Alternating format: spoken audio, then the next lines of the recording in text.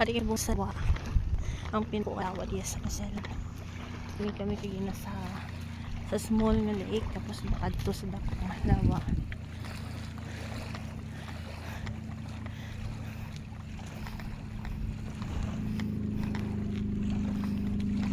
Guys, dili kami sa pinakadako nga lawa sa bilog ng New Zealand.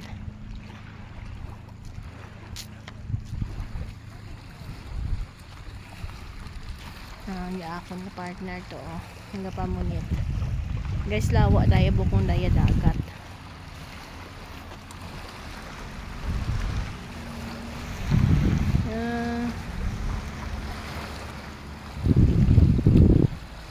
Ang pinakahanggod nga lake sa bilog nga New Zealand, guys. Bali sa tong nga nakadaya may gakaturog nga volcano. Guys, ang pinakamalapad at pinakadako nga lake sa bilog ng New Zealand. Dili kami subong sa tourist spot, guys. May agihis ma di, guys,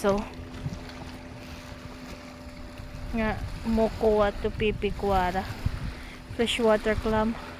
Agihis kanaton kumbaga.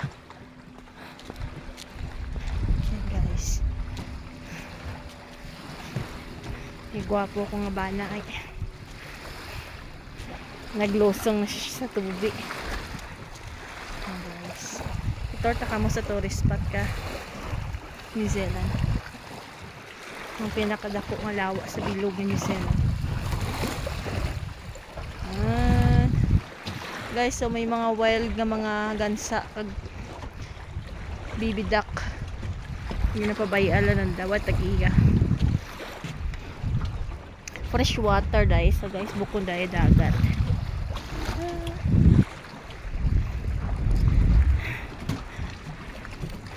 Namin mag selfie deal.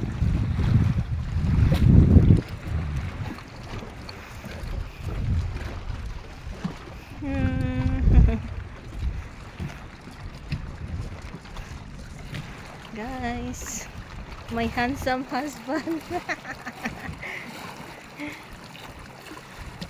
Fresh water. It's warm.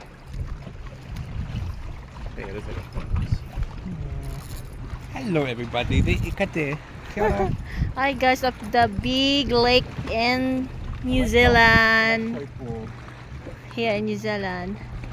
Ang pinakadako nga lawa sa bilog nga